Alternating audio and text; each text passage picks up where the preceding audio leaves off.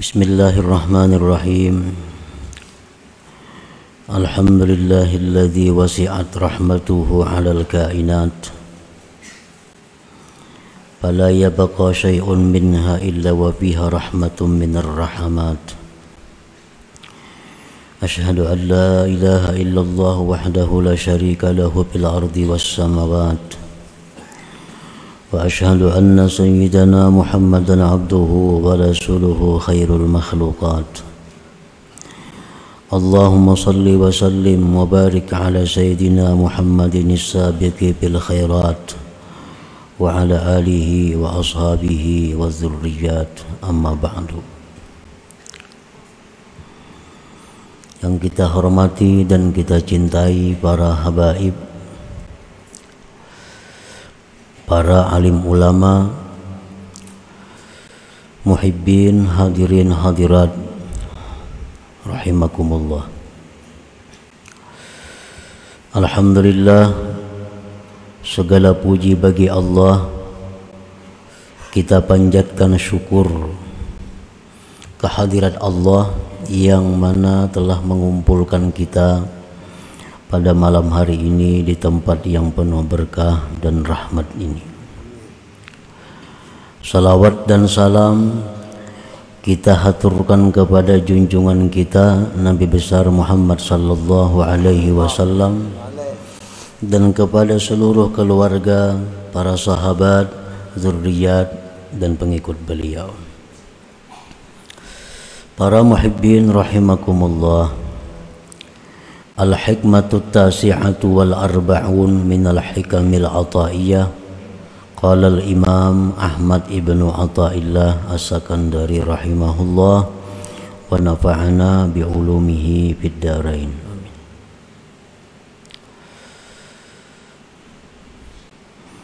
Hikmah yang ke-49 dari Al-Hikam. Berkata Imam Ahmad ibnu Athaillah as-Sakandari rahimahullah, la ya'zumu dhanbu indaka azamatan tasudduka an husni zanni billahi ta'ala fa inna man 'arafa rabbahu istasghara fi janbi karamihi dzambah. Artinya, tidak boleh besarnya satu dosa di sisi engkau akan sebagai besar yang menegah akan engkau daripada berbaik sangka dengan Allah Ta'ala. Maka bahwasanya orang yang mengenal Tuhannya, dia menganggap kecil dosanya pada sisi kemurahan Allah Subhanahu wa ta'ala. Para muhibbin rahimakumullah.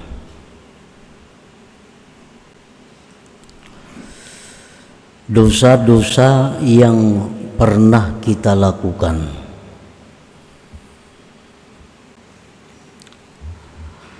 janganlah dosa-dosa itu dianggap besar. Apabila menganggap besar itu membawa kepada buruk sangka dengan Allah.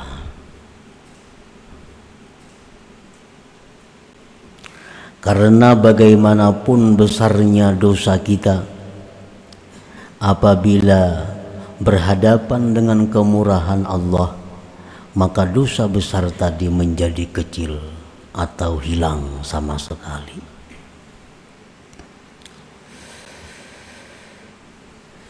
Isti'zamu dzambi ala wajhaini ahaduhuma ay yasta'zima dzamba fayahmiluhu ala taubati fawra wa yuhsinu dhanna bihi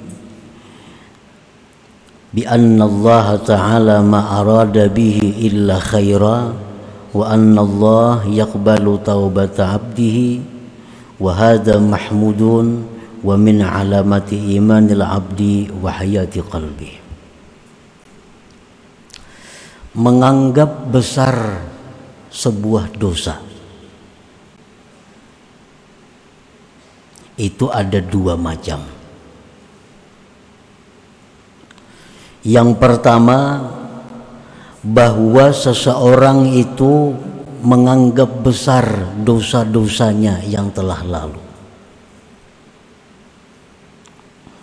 Misalnya dia pernah minum arak, dia pernah berjudi, dia pernah berzina, dia pernah melakukan riba, bahkan dia pernah membunuh. Dia merasa besar dosa-dosanya itu. Maka membawalah akan dia atas tobat segera dan berbaik sangka dengan Allah Ta'ala, dengan bahwa Allah Ta'ala tidak menghendaki dengan dia kecuali baik, dan bahwa Allah menerima tobat hambanya. Maka ini membesarkan dosa, dipuji, dan termasuk tanda iman seorang hamba dan hidup hatinya. Para muhibbin rahimakumullah, perasaan kita melakukan dosa-dosa besar itu apabila membawa kepada segera tobat, berbaik sangka dengan Allah bahwa Allah itu mengampuni dosanya, maka ini menganggap besar dosa tadi sesuatu yang terpuji, tanda iman kita dan tanda hidupnya hati kita. Para muhibbin rahimakumullah,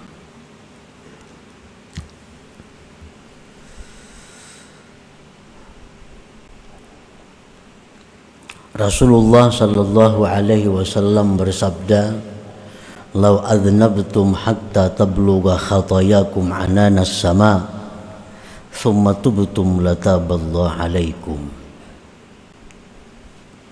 Andai kata kalian berbuat dosa sehingga sampai dosa-dosa kamu itu ke atas langit, kada muat lagi bumi ini, kebanyakan dosa kita sampai ke atas langit, tumpukan dosa. Kemudian kamu tobat,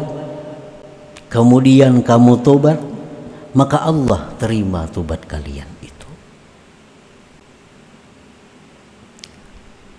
Nah, inilah yang perlu kita berbaik sangka kepada Allah, bahwa sebesar apapun dosa yang kita lakukan, sebesar apapun dosa yang kita lakukan, tetap kita bersangka baik kepada Allah bahwa kalau kita tobat, dosa itu diampuni oleh Allah.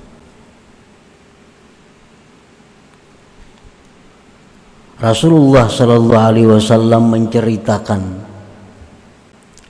seseorang yang membunuh 99 orang. Lalu orang ini datang kepada rahib, "Wahai rahib, aku membunuh 99 orang. Apakah bisa aku ini tobat kepada Allah? Apakah Allah bisa mengampuni dosa-dosaku?" Ujar rahib, "Terlalu berat dosa ikam itu. Itu kalau diampuni Allah. 99 membunuh orang." Nah, mendengar bahwa dosanya ini tidak diampuni Allah, rahib itu pun dibunuhnya genap 100 orang. Kemudian orang ini datang kepada seorang alim.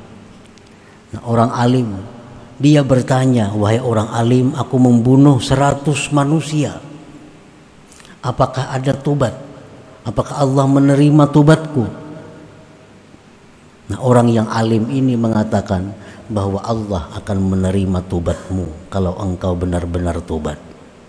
Pindahlah engkau dari kampung engkau, pergi engkau ke sana, karena di sana ada orang-orang yang menyembah Allah Subhanahu wa taala. Berangkat orang ini, berangkat laki-laki ini, di pertengahan jalan mati. Di pertengahan jalan dia mati.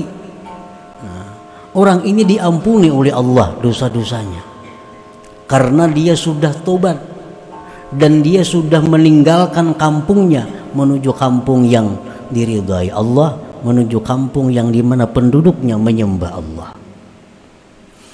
Nah, para muhibbin rahimakumullah, mana besarnya dosa kita dengan dosa laki-laki ini yang pernah membunuh 100 orang. Karena dia tobat, karena dia benar-benar ingin baik, Allah terima tobatnya dan Allah masukkan dia ke dalam surganya.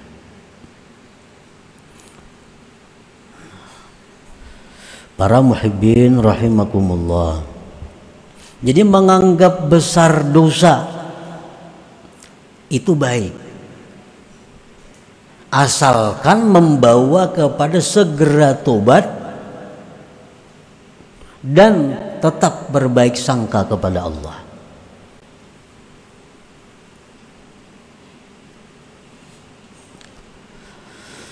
Wasani yang kedua, ayyasta'zima dzamba fayuqi'uhu bil ya'si wal qunut min rahmatillah wa afwi wa yu'addihi ila su'i dhanni bihi ta'ala fa hadza mazmum qadihun bil iman wa huwa syarrun alaihi minadz dzambil musta'zam.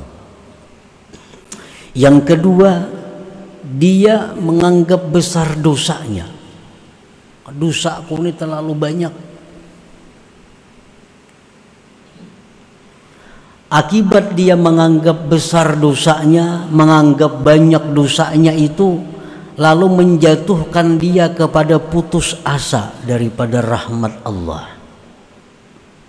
menjatuhkan dia pada putus asa daripada ampunan Allah, membawa akan dia kepada buruk sangka dengan Allah. Aduh, dosaku ini kada diampuni Tuhan lagi, kebanyakan dosa, semua anak sudah kuperbuat.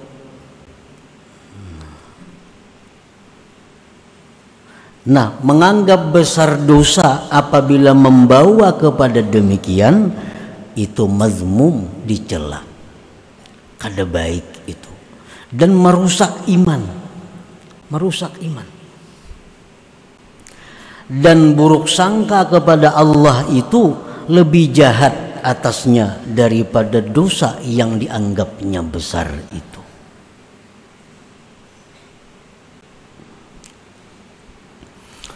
Nah, para muhibbin rahimakumullah, fala yanbaghi lil 'abdi ay yasta'zima adz-dzamba isti'zaman yuaddi ilal iyasi wal qunut min rahmatillahi wa 'afwihi, bal 'alaihi ay yatuba ila Allah wa yuhsina dhanna billahi ta'ala wa ya'lama hikamallah fi iqa'ihi 'ala dzambi. Maka tidaklah patut bagi seorang hamba bahwa dia menganggap besar dosa yang membawa kepada putus asa dari ampunan Allah dan rahmat Allah.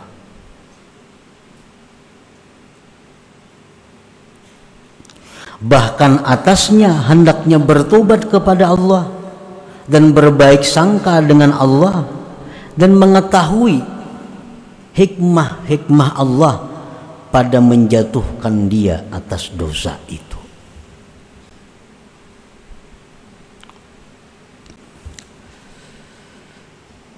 Nah, jadi sebagaimana kita kada boleh putus asa, sebagaimana kita kada boleh merasa kada dapat ampunan Allah lagi, maka demikian pula kita tidak boleh memutus asakan orang. Memutus asakan orang. diceritakan bahwa ada seorang perempuan datang kepada sahabat Rasulullah Sallallahu Alaihi Wasallam. Perempuan ini berkata kepada sahabat itu bahwa ulun ini melakukan perzinahan. Sesudah ulun berzina, ulun hamil. Setelah melahirkan anaknya itu ulun bunuh. Maka adakah bagi ulun ini tobat? Nah, sahabat tadi marah-marah, pergi kamu dari sini. Aku takut kalau bala turun di tempatku. Akhirnya si perempuan ini kecewa, si perempuan ini pecah hatinya karena tidak diberi harapan. Nah, sampai kepada Rasulullah SAW, Rasulullah pun menegur sahabat tadi bahwa tidak ada dosa yang tidak diampuni Allah selama orang itu ingin tobat, ingin kembali kepada Allah Subhanahu wa ta'ala. Para muhibbin rahimakumullah, tobat itu intinya adalah menyesal. Apa yang disesali? Tobat itu intinya adalah menyesal karena kita ini mengusahakan satu dosa. Nah, sesalnya itu letaknya pada usaha kita.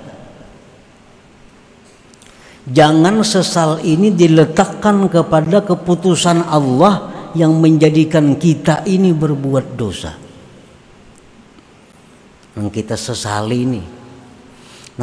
sesali ini adalah usaha kita memperbuat dosa itu. Jangan kita menyesali keputusan Allah. Kenapa Allah ini menjadikan aku selalu berdosa? Itu kada boleh. Kada boleh. Karena itu adalah keputusan Allah menyatakan kita berbuat dosa.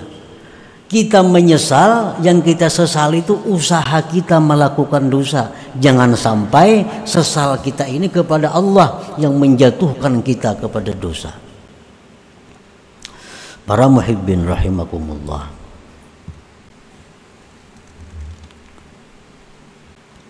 Allah Subhanahu wa ta'ala menjatuhkan kita dalam satu dosa kalau kita husnuzan dengan Allah, kalau kita mengerti tentang hikmah-hikmah Allah, bahwa Allah menjatuhkan kita di dalam dosa itu ada kebaikan-kebaikan yang tersimpan di dalamnya.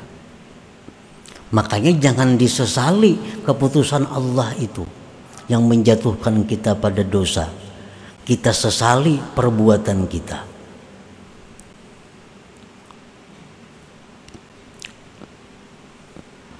Para muhibbin rahimakumullah, Allah Subhanahu wa ta'ala memutuskan kita untuk melakukan dosa, menghendaki kita melakukan dosa, maka kita pun berbuat dosa. Nah, barangkali di situ ada rahasia Allah, bahwa Allah mengingini agar kita tobat dari dosa itu, yang mana tobat itu yang membawa kita ke surga.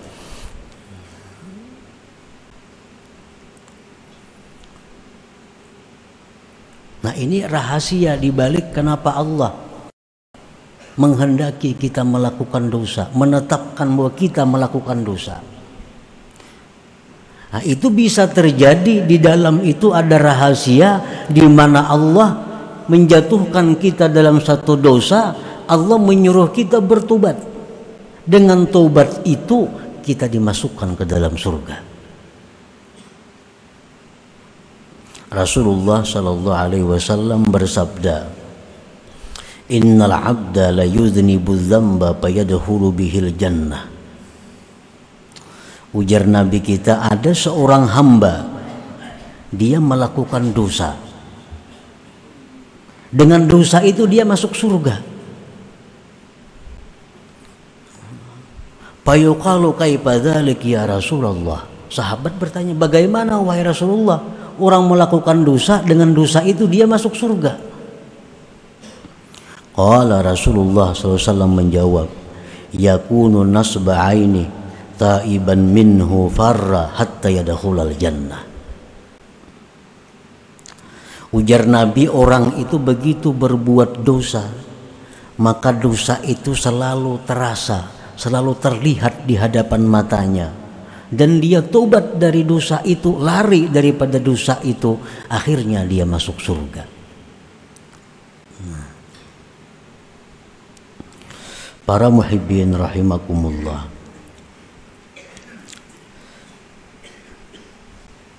jadi salah satu rahasia, salah satu hikmah kenapa Allah menjatuhkan seseorang hamba berbuat dosa, hikmahnya adalah bahwa barangkali Allah menghendaki hamba ini supaya bertobat, yang mana tobat itu yang mengantarkan dia ke dalam surga.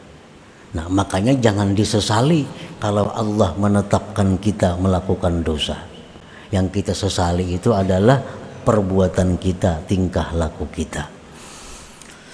Nah, para muhibbin rahimakumullah, apalagi rahasianya bahwa Allah itu menetapkan kita ini untuk melakukan dosa, li'an la ya'jaba bi'amalihi, agar kita ini jangan ujub dengan amal kita, agar kita jangan merasa bersih diri.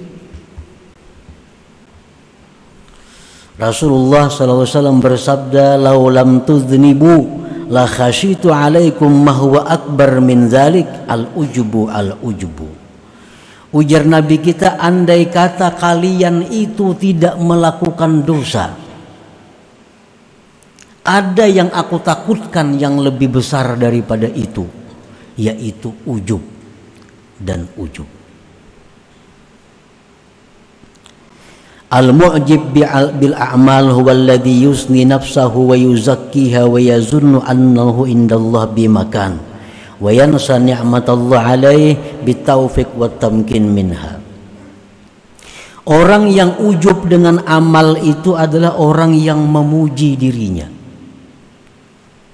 orang yang merasa bersih dirinya, orang yang menyangka bahwa dia punya kedudukan di sisi Allah, orang yang lupa terhadap anugerah Allah. Nah, kalau kita nih kadang dijatuhkan Tuhan dalam satu dosa, taat saja kita perbuat, ibadah saja kita perbuat, ini satu saat dalam hati kita bisa timbul, aku ini orang bersih, aku ini orang bersih, aku ini orang mulia. Nah, itu yang tidak diingini oleh Allah. Begitu dijatuhkan Allah ke dalam dosa, akhirnya dia sadar, oh ternyata diriku tidak bersih, ternyata diriku tidak punya kedudukan yang hebat di sisi Allah. Nah, perasaan-perasaan bahwa kita ini tidak bersih, perasaan bahwa kita ini hina di sisi Allah, itu merupakan taat yang sangat besar pahalanya, merupakan ibadah yang sangat agung nilainya, di mana kita merasakan bahwa kita orang yang hina di sisi Allah, kita orang yang tidak punya apa-apa di sisi Allah. Nah, itu bisa kita rasakan kalau kita melakukan perbuatan dosa. Nah, para muhibbin rahimakumullah, nah jadi orang-orang yang mengenal Allah, orang-orang yang ma'rifat kepada Allah, mereka selalu husnuzan, baik sangka dengan Allah, walaupun mereka dalam keadaan berbuat dosa. Baik sangka apa? Yang pertama, baik sangka bahwa Allah akan mengampuni dosaku bila aku tobat kepada Allah. Yang kedua, baik sangka bahwa Allah menjatuhkan aku pada dosa ini adalah demi kebaikan diriku sendiri. Itu yang dimaksud kurang lebihnya dengan hikmah yang ke-49 ini. La ya'zumu dzambu 'indaka 'azamatan tasudduka an husnizzan billahi ta'ala. Nah, para muhibbin rahimakumullah, Jadi dosa-dosa yang kita perbuat, apapun dosanya, hendaknya dosa itu kita anggap sesuatu yang besar. Kita anggap dosa-dosa itu sesuatu yang besar, yang mendorong kita untuk segera kembali bertobat kepada Allah dan berbaik sangka bahwa tobat ini diterimanya. Jangan sampai kita membesar-besarkan dosa kita yang membawa kepada putus asa. Jangan sampai kita membesarkan dosa kita yang akhirnya kita melupakan anugerah dan ampunan Allah Subhanahu wa taala. Nah, itu lebih besar daripada dosa itu sendiri. Contohnya berzina, itu dosa besar. Minum arak, dosa besar. Riba, dosa besar. Nah, kalau kita melakukan dosa-dosa besar itu, lalu kita beranggapan dosaku ini kada diampuni Tuhan lagi, dosaku ini kada diampuni Tuhan lagi, kebanyakan dosa sudah. Nah, anggapan seperti itu lebih besar dosanya dari zina itu sendiri, daripada minum arak itu sendiri, daripada riba itu sendiri. Nah, ini yang dikhawatirkan kalau kita membesar-besarkan dosa tadi. Silahkan membesarkan dosa, dan itu disuruh selama kada membawa kepada putus asa, kada membawa kepada buruk sangka dengan Allah Subhanahu wa taala. Nah, para muhibbin rahimakumullah, selanjutnya hikmah yang ke-50. Ila hadratin Nabi sallallahu alaihi wasallam. Al-Fatihah. A'udzu billahi minasyaitonir rajim. Bismillahirrahmanirrahim.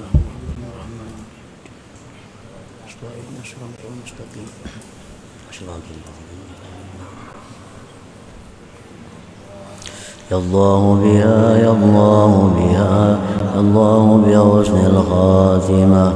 Ya Allah biha, ya Allah biha, ya Allah bi husnil khatimah. Ya Allah biha, ya Allah biha, ya Allah bi husnil khatimah. فيا أيها الرجل منه شفاعة صلوا عليه وسلموا تسليما.